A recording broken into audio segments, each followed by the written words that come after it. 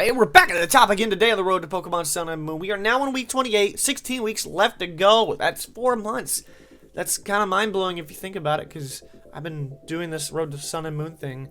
Have I really been doing it for that long? Anyways, that's beyond the point. This is the weekly news roundup for week 27, as we're going to go over everything from the last week, except the majority of the July 19th news dump. For future references for those news dumps, I'm going to go ahead and split them into 2 videos, one for reaction and one for analysis. So, whichever you want to see, well, now it has its separate video. Anyways, we need to get to the news. The first bit of news is I missed a few things because I didn't understand what it was at the time when during the trailer. I wasn't exactly sure. So the first one was the host your own competitions using the Pokemon Global Link. I didn't know what this was, and I didn't pay attention, and I didn't realize how hype this was, because literally, people can create their own tournaments in the Pokemon Global Link, and these are the settings that you can make. The name of the competition. Description is the description of the competition. That's pretty much self-explanatory. The rule set, you can have the Pokedex, whether it's Alola Regional Dex or the National Pokedex. You can have the restrictions, whether it be Pokemon Sun and Moon only or include Pokemon transferred via Pokemon Bank. That means that, well, I'll get to what that means in a few seconds. We also have the duration, the length of the competition, so you can make it like 3 hours or 24 hours. It's up to you, really. The timer, which you can make 10 minutes or 30 minutes, that's pretty standard. The battles per day, you know what those are. When the Pokemon Company has their own battle competition, you can only have like 15 or 10 battles a day. You have a limit for some strange reason. I never understood those. Then you have competition type, public or private. So that means you can have public people, like just anybody, or private if you have like a QR code. And then the participating trainers, you have everyone or specified trainers, with the selection allowing you to specify trainers. So once filled in, you will be given a QR code that can be scanned, which allows for players to enter. There are 2 different types of ways to play. You can have either an online competition where you can specify the number of people that we will allow into it, or a live competition where you're going to control the rule set that creates the digital player ID. So that is pretty hype, because literally, like, I could just start streaming and then have competitions like every day. That is pretty much nuts, because I've always been someone who wants to have competition with multiple people. I was going to say between multiple people, but that doesn't really make any sense. So that is pretty hype. I'm going to start trying to do weekly ones of those. And do you remember the whole thing about when I said the restrictions can choose whether to be Pokemon Sun and Moon only or include Pokemon transferred via Pokemon Bank?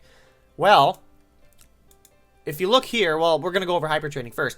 We have hyper training, which, like, I specified it in the description. I didn't specify it in the video itself, but you can actually make IVs now. I know I'm a little late here, but you can train your IVs, get them, but the problem is you have to get them to level 100. Now, this isn't necessarily a huge issue, but I'm talking about people who don't have, like, I don't know what I'm saying. All that I know is you have to get them all the way to level 100. It might be a little bit of an issue, but it's not that big of an issue. But it's pretty hype, because now we don't have to have like 15 boxes full of Pokemon trying to get a specific IV spread. Like, you can just level it up to 100 and there you go. Bang! We got it. Also, the ID number has a 6th digit now. That's pretty crazy. Man, I don't know what to say. But, as always, do you see that plus next to Pikachu? Here, let me help you with that. Let me help you with that. Boom. Right there. Do you see it?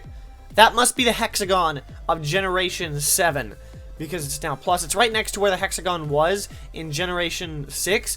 And that's what I was referring to with the restrictions. You can choose whether a Pokemon, if it's from Sun and Moon, aka Generation 7, or to include it from Pokemon Bank, which means that anything from Generations 1 through 6. Okay, so not including Generation 2. But you can see it right there. That, I think, is the marker of Generation 7. And the last thing we need to talk about was, a few days ago, we have another announcement for another announcement. Announcementception. But the new Pokemon Sun and Moon information is going to arrive on August 1st at 2200 in JST, aka 6 a.m. for me. So that's great. We're going to have another quietest reaction video. What was it? World's quietest reaction video. Rendition number 5. Anyways, that will wrap up this week's episode, or rather the news roundup of week 27. If you did enjoy, go ahead and drop a like down below to share this video, and also hit it to the top. And if you want to join me on this long road, we still have 16 weeks left to go, but that's 16 weeks of hype. Go ahead and hit the subscribe button. Like I said, hype train is still moving. With that, I will catch you back at the top later on, because I got something special midweek, because that is how you do what? Shades. Shades, I can't deal with this. I can't deal with this, man. Like, it'd be funny if it was just like, he'll get a taste of my charm. That'd actually be kind of creepy.